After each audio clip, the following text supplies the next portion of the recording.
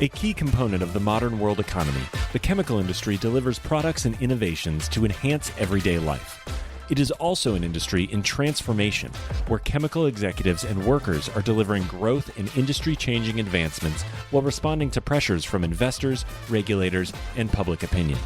Discover how leading companies are approaching these challenges here on The Chemical Show. Join Victoria Meyer, president of Progressio Global and host of The Chemical Show, as she speaks with executives across the industry and learns how they are leading their companies to grow, transform, and push industry boundaries on all frontiers. Here's your host, Victoria Meyer. Hi, this is Victoria Meyer. Welcome to another episode of The Chemical Show. This week, I am speaking with Tom Swanson, who is the Senior VP of Sales for Locus Bio-Energy, which is a bio-based startup. I'm going to call them a startup company here, focused on surfactant solutions for crude oil recovery, transport, and remediation.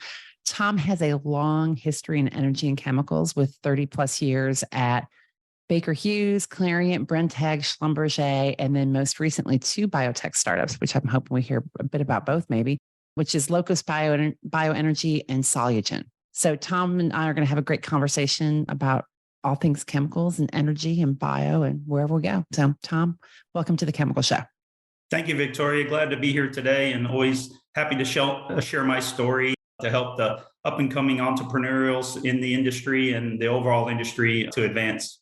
Absolutely. Thanks for that. So, Tom, what is your origin story?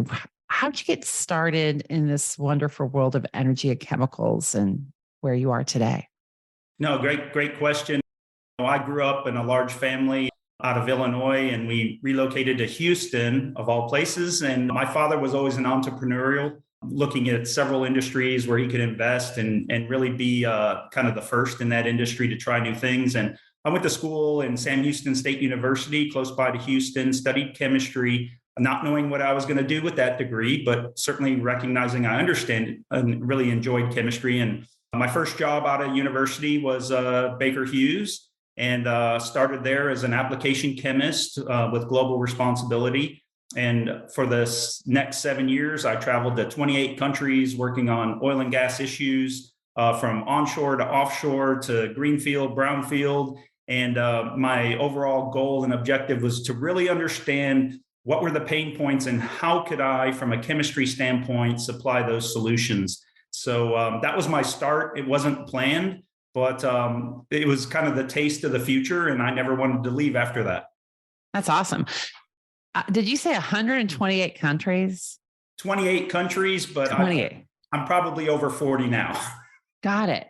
Yeah. So it's always amazing to me. I think people in energy and chemicals is the just the global nature of the business and traveling to places that probably you never could have dreamt of, when you were in college and thinking about what your future career was. Yeah. I really enjoyed the different cultures and working with different people. I came from a large family, so you kind of had to have that mindset if you were going to survive within that family. But I enjoyed the different foods, the peoples, and really from an oil and gas side, there was a host of different processing techniques that are used globally for crude oil and gas. And it was keeping an open mind and understanding they have a reason why they're doing it, and how can I make that chemistry fit within that process, and just keeping that open mind and different oils and waters that we're dealing with different reservoirs. So all of that tied together was a unique opportunity and experience. Yeah, sounds like it. So tell us about Locus Bio-Energy Solutions. Sure. So Locus Bio-Energy Solutions was founded around 2017. And the founder and co-founder were experts in probiotics. And so they took that technology, looking at what could we use from a fermentation standpoint to take agricultural products and create something that would be a performance product that could be used in oil and gas. And so they settled on a sulforolipid, which is well known in the industry, in terms of its performance for reducing interfacial tension, but allowing the transport of organics through an aqueous phase. And so that was started in 2017. And when I joined, it was really looking at what is the strategy and approach to market and how do we advance that in terms of commercialization? Yeah, interesting.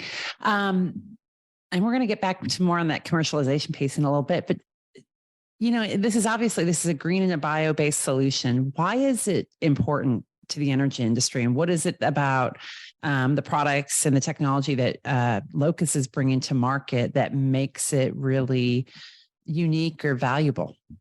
Yes, great question. So if you look at the overall portfolio, and I'll focus on just chemical suppliers, but it has a wider range, the investors in the chemical space today are looking at what is sustainable, what's renewable carbon index, what's low carbon. This is what the new generation of investors are looking at, whether it's institutional, private equity, or venture capital. And from our customer standpoint, they see that pull and drive from the C-suite is to what are we introducing into the environment? First of all, does it perform in terms of our KPIs, producing oil at a certain price per barrel? But what happens to all that water and oil as we process downstream? And what are all these additives doing in terms of the effect of the environment? And so from that standpoint, we have multiple things going on, but investment, looking at where do I want to put my money? Do I want to put it in something sustainable, or do I want to put it in petrochemical technology, which we all know is under pressure to deliver something to the environment in a positive effect?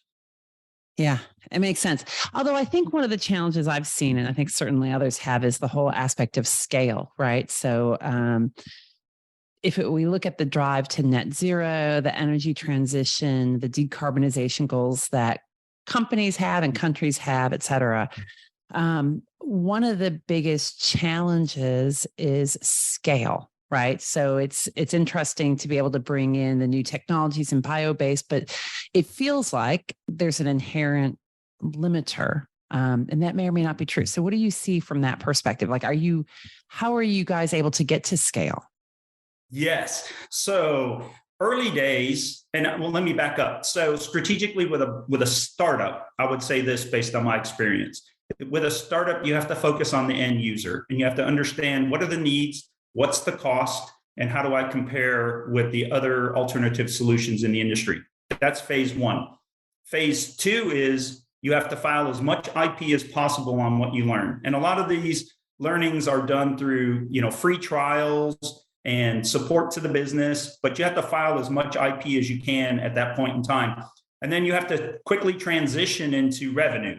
So revenue is who is going to take that solution to the end user at scale and provide you the revenue for all the hard work that you've done. So that's another key element to that whole box of mystery, because if you focus on phase one too long, you lose your investors because you don't have revenue coming in. So I was brought in terms of developing that strategy, having experience before with the biotech startup, to say, what's our clear path to revenue? And then the other overarching piece is don't view your technology as standalone. View it as something that contributes as a bolt-on to existing technology. Because when you say new, it doesn't matter what industry. When you say new, you put up a lot of roadblocks.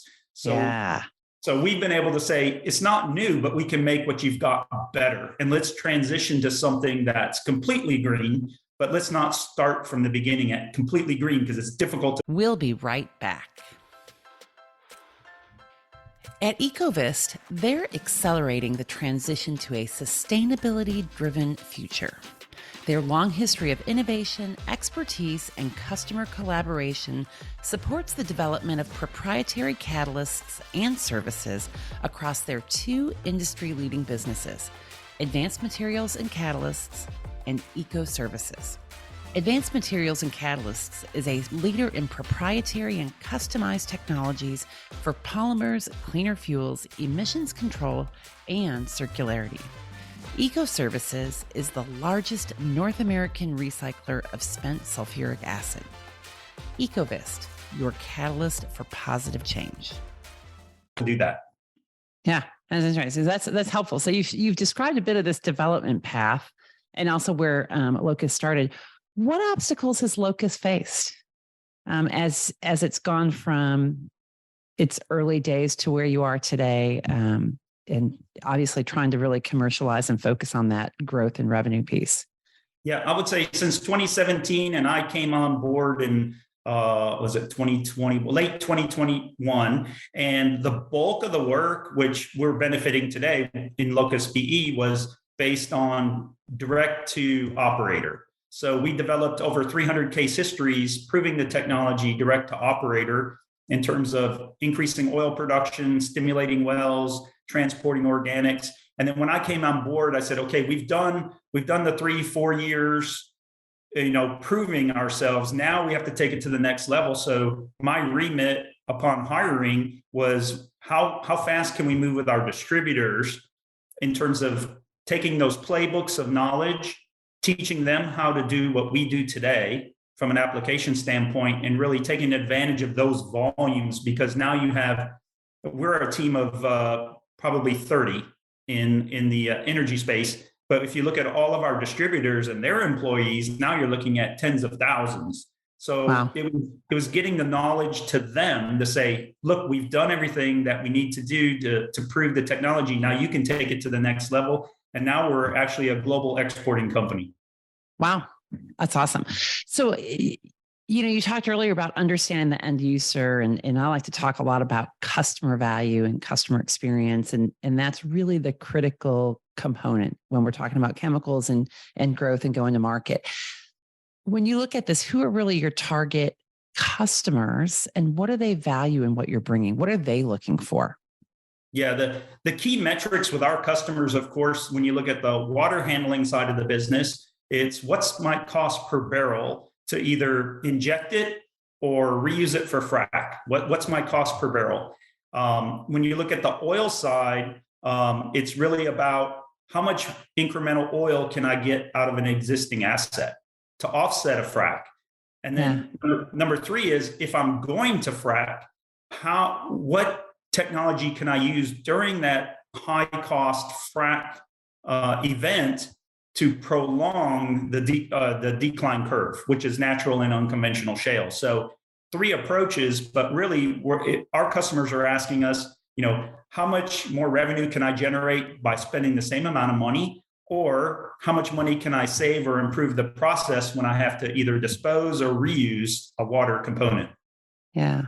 Although it's not just about the money. I mean, well, it's not the money. It is about the money, but it's not just about the cost, right? I mean, I think to a certain degree, it's, there's also seemed like there would be a lot of value in the green and bio sustainability metric story use. Is that true?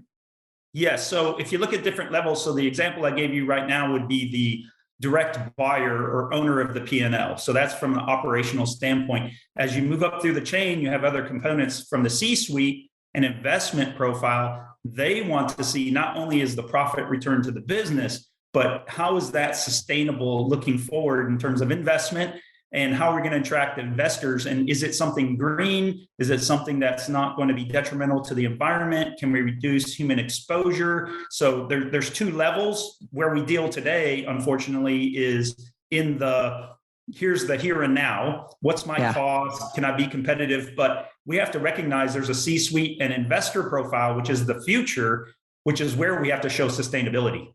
Yeah. Yeah. And obviously to your investors as well. Exactly. Yeah. That's great. So when you, I think this touches on, you started obviously in what I would categorize maybe as more traditional chemicals and chemistry and energy companies. When you look back at Baker Hughes and Clariant and others versus where you are today.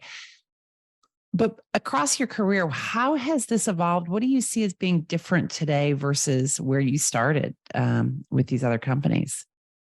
Yeah, my early start date before biotech and venture capital was really, of course, large organizations, you have assets in place, and during that time frame, it was focused on profitability. We were looking at what's the best product, doesn't matter where it comes from.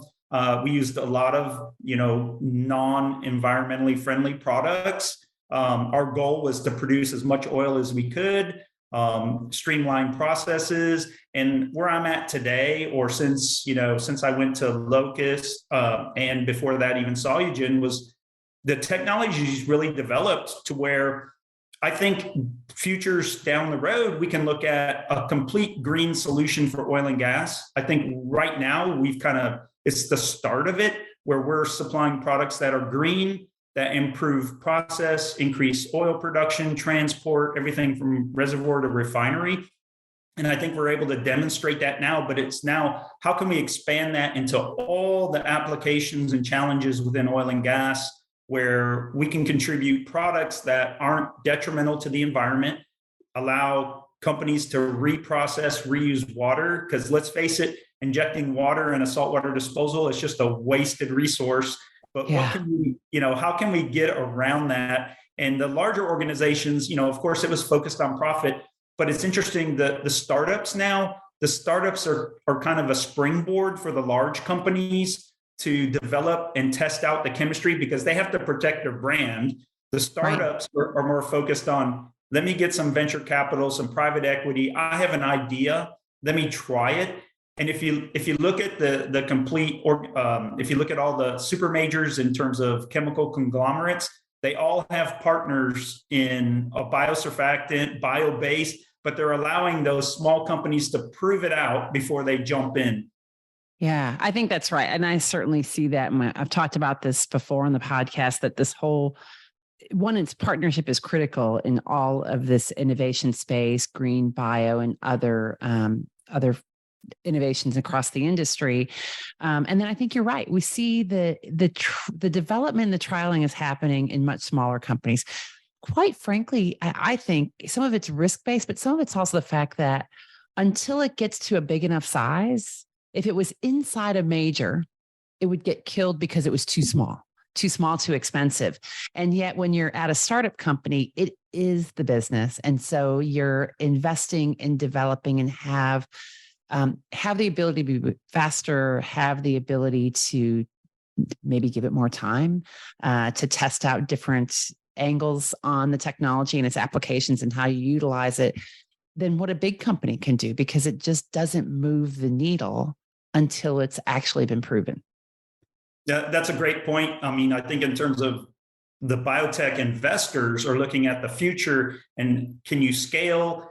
What's it going to look like in the future? How big is it? And within a large organization, it's the here and now. It's lost in the P&L. It's an expense. When is this going to deliver? How big is it compared to our market share today? You raise a great point, and I think that's why you always have that symbiotic relationship with innovation, small companies, and then larger companies. Always keeping the eye on that, and when do we pull it in? Yeah. Yeah. When you guys look at it from your point of view, when you look at partnerships, what's critical to you? I mean, and you guys have been forming partnerships. You're getting a lot of different acclaim across the industry. How do you assess what's really critical in those partnerships? Yeah. So our partnerships from an energy standpoint is we look at it as a solution provider to oil and gas on the basis of our sulforolipid is how can we approach it holistically? So we look at partners that can provide low or high RCI products, green ancillary products that we can combine and blend, but ultimately give our customers the performance aspects that they're looking for in enhanced oil recovery, stimulation, paraffin control. So even low VOC. So we look at it as we're not a standalone technology, but we contribute to the whole portfolio of green, low ESG, and sustainable products in the market to provide our customers with a complete package solution. Yeah, makes sense. Right. I mean, and I think at the end of the day in oil field and energy chemistry, if you will, it's all about solutions, right? It's rarely a single chemical going to be the solution. It has to be part of a whole package. Yeah, we have the adage in oil and gas, and I'm sure other industries too, is there's no silver bullet, but it's how well can you transition to the complete solution through your partnerships. And so we've been able, fortunately, to maintain great relationships in the industry with other biosurfactant or bio-based products that we can combine with ours to actually provide solutions to our customers. And we're the application formulation experts for oil and gas. So we're able to combine a host of technologies to actually deliver a performance product to our customers. Yeah, awesome. So Tom, when you guys look at how you've developed and where you're growing, Where are you guys producing today? What's the expansion plans? Where do you expect to be as you look out into the future over the next few years? Absolutely. So we're privately held. So, a lot of that is behind closed doors, but we do have, if you look at our other business units within Locus fermentation, we have and it's been announced, we have a global contract with Dow Chemical to replace 1,4-dioxanes. At that end of the business, we're expanding out our production facility in Solon, Ohio, which produces our biosurfactant. So we have plans this year to grow exponentially in terms of expansion of production. And then we're utilizing that through our blending facility in Midland, Texas for oil and gas to produce the products for our customers. But we have a 5-year plan, and it includes expansion into mining. We've got growth aspirations in oil and gas in terms of what we're going to export with our international customers. So that's outside of the US. And we've already had traction in that direction last year. So we've got, I think in terms of, it's really a matter of fact is how fast can we produce to fulfill the need? I think that's what we're really talking about at this stage. And that's really what's driving the investment within Locus. Awesome. Well, that's great. Well, Tom, thank you for this. I've enjoyed learning a little bit more about Locus and about you, and appreciate you joining us on the Chemical Show. Thank you very much, Victoria. And I'm always happy to share my story. And I think we have a long ways to go, but I'm seeing some great progression. Awesome. Thank you. And thanks everyone for just listening and joining the Chemical Show today. Keep listening, liking, sharing, and following, and tune in for another great episode next week. Thanks. Thank you, Victoria. We've come to the end of today's podcast. We hope you enjoyed your time with us and want to learn more. Simply visit thechemicalshow.com for additional information and helpful resources. Join us again next time here on The Chemical Show with Victoria Meyer.